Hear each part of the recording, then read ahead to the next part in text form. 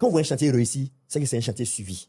C'est qu'il y a un ingénieur, il y a un technicien, l'architecte est là. Ben, l'architecte a conçu son plan, il ne veut pas qu'on défigure ce qu'il a prévu. L'ingénieur est là pour respecter. On doit mettre un poteau ici, on le met là. On doit mettre une poutre là, on met là. On doit mettre. Je dis, un chantier doit être suivi, non seulement par le propriétaire, parce que ce qui arrive souvent au propriétaire, c'est qu'il y a des propriétaires qui sont négligents.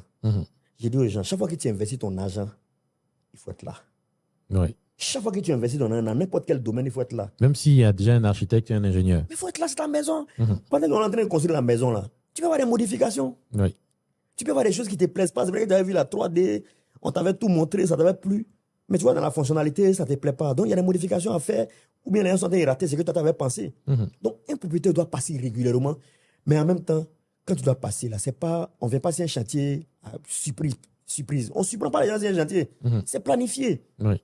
Monsieur Kounan, j'ai dit, je vais passer sur votre chantier entre midi et 13h. Est-ce que vous pouvez être là? On va voir ensemble. C'est ce qui se passe quand vous allez derrière tout le monde, comme si vous allez chercher des choses qui ont mal fait. C'est le maçon qui va te conseiller maintenant.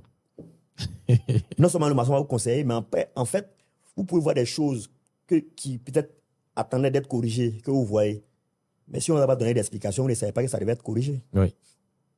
Parce que vous avez par exemple une porte de 1 mètre, les gens ont fait par exemple 1 mètre 20 ou bien ils ont fait 70 cm. Mais ça, il a déjà peut-être donné l'instruction pour que les gens fassent après. Mais si tu n'as pas posé les questions pendant qu'ils sont là, que tu t'en vas visiter toi seul, tu n'as pas les réponses. Et souvent, quand on envoie des mails ou bien des WhatsApp à tout le monde dans tout le groupe, et puis tout le monde s'alarme. Or, si tu étais là, la visite doit être faite avec les acteurs. Vous faites le tour ensemble, vous posez les questions, vous répondez. Oui. C'est comme ça que les visites doivent se passer. Un propriétaire doit visiter son chantier. Je dis souvent, par exemple, prenons les VTC en Côte d'Ivoire. Je suis fonctionnaire, et puis je vais faire un peu de VTC. Je suis salarié, parce que je dis, j'ai envie de m'exercer. Mais chaque fois que le chauffeur ou les chauffeurs estiment que c'est une seconde activité pour moi, mais ils font ce qu'ils veulent. Oui. Toutes les activités qu'on fait, on doit les suivre. Vous dites au gars, mon véhicule sort à 6h. À 19h, je vais ma recette. À 19h, tant qu'ils n'ont pas vu sa recette, mais il ne peut pas dormir. Il y a des gens qui mettent dans les VTC encore les GPS pour éteindre la voiture à distance.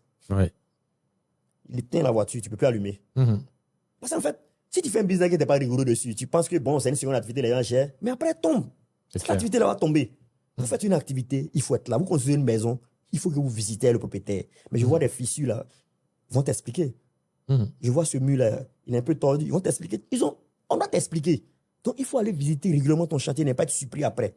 Parce que si tu n'as pas suivi le chantier, qu'il y a des dépassements, il y a des malfaçons, tu les règles comment? Le propriétaire doit être régulièrement sur le chantier.